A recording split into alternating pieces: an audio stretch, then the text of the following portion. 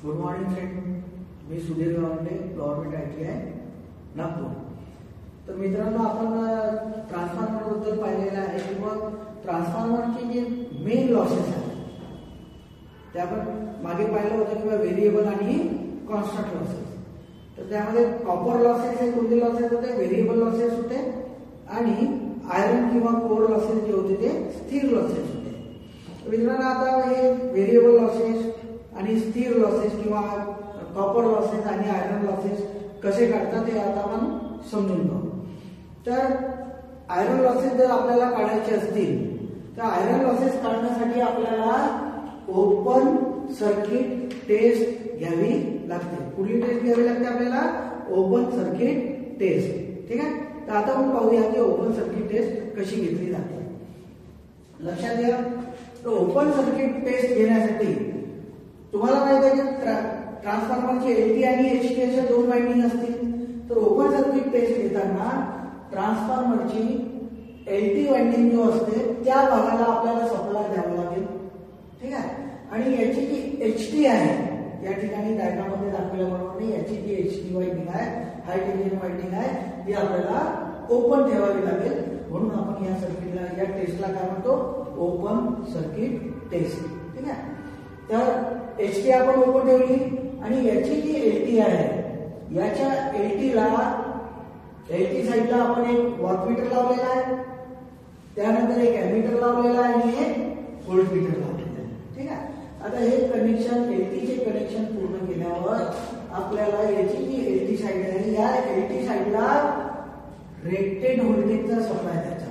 Rated व्होल्टेजचा supply म्हणजे AC single phase supply देऊ. रेटेड व्होल्टेज म्हणजे काय? तर याच्या LTचं जेवढे व्होल्टेज असेल, LTचं व्होल्टेज समजा 100 असेल तर आपल्याला या बाजूला 100 व्होल्टेजचा AC सप्लाय द्यावा लागेल. याचा जर 250 व्होल्ट LTचं असेल तर आपल्याला या ठिकाणी 250 व्होल्ट द्यावे लागेल. त्याला आपल्याला म्हणता येईल रेटेड व्होल्टेज. तर मग आता काय, ज्यावेळेस आपण या ठिकाणी रेटेड व्होल्टेजचा सप्लाय देऊ, ठीक आहे, तर आता काय झालं? HT काय आहे? ओपन आहे. HT ओपन असल्यामुळे यामधून HT मधून करंट वाहील का? यामधून करंट वाहणार नाही, कारण ठीक आहे, HT ओपन आहे. HT जर ओपन आहे तर LT मधून सुद्धा काय होईल? वाहणारा जे करंट आहे हा कसा राहील? एकदम निग्लिजिबल राहील. म्हणजे नो लोड करंट वाहून राहिलेला आहे ना, तर दोन्ही वाइंडिंगचा जो करंट आहे हा कसा राहील? एकदम निग्लिजिबल राहील. आणि तुम्हाला माहित आहे की मग कॉपर लॉसेस जे आहे हे कशावर डिपेंड असतात? वाइंडिंग मधून वाहणाऱ्या करंटवर. आता या वाइंडिंगचा जो करंट आहे हा जर निग्लिजिबल असेल एकदम, तर हा जो वॉटमीटर आहे, हा वॉटमीटरची आपल्याला रिडिंग देईल ती फक्त आणि फक्त कोअर लॉसेसची रिडिंग देईल. म्हणजे फक्त कोअर मध्ये होणारे जे लॉसेस आहेत त्याची रिडिंग आपल्याला वॉटमीटर देणार आहे. तर वॉटमीटर जी आपल्याला रिडिंग देईल तेच काय असेल? आपले कोअर लॉसेस असतील. आणि कोअर लॉसेस फक्त वॉटमीटर का बरं दाखवेल? तर HT वाइंडिंग ओपन असल्यामुळे यामधील वाइंडिंग मधून वाहणारा जो करंट आहे हा एकदम कसा राहील? निग्लिजिबल राहील. त्यामुळे कॉपर लॉसेस जे आहे, या ट्रान्सफॉर्मर मध्ये होणारे जे कॉपर लॉसेस आहेत हे बिलकुल कसे राहणार? निग्लिजिबल राहतील. म्हणून वॉटमीटर आपल्याला फक्त कोर लॉसेस दाखवेल ना. तर या प्रकारे आपण ओपन सर्किट टेस्ट घेत असतो. ठीक आहे बेटा. त्यानंतर मग आपण सेकंड टेस्ट वर जाऊ. आता सेकंड टेस्ट जी आहे आपल्याला शॉर्ट सर्किट टेस्ट घ्यायची आहे. तर शॉर्ट सर्किट टेस्ट जी आहे ही आपण कशासाठी घेतो? कॉपर लॉसेस शोधून काढण्यासाठी. कॉपर लॉसेस जर आपल्याला शोधायचे असतील तर एक गोष्ट नेहमी लक्षात ठेवा, आपल्याला वाइंडिंग जी आहे त्या वाइंडिंग मधून फुल लोड करंट वाहणे फार आवश्यक आहे. लक्षात.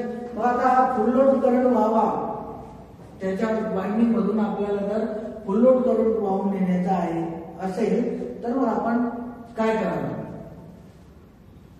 HT वाइंडिंग आहे आपल्याला इथे आणि सेकंड वाइंडिंग आहे LT. तर LT वाइंडिंग जी आहे त्याच्या LT वाइंडिंगला शॉर्ट करायचे. एखाद्या कंडक्टरनी किंवा एखाद्या मोठ्या तारने आपण काय करू? याला शॉर्ट करू.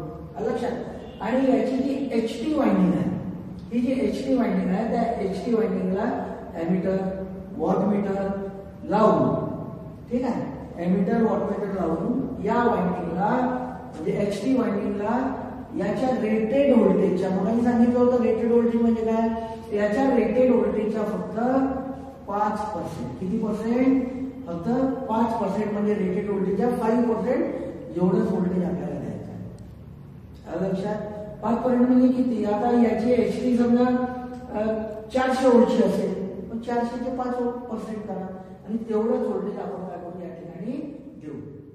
आता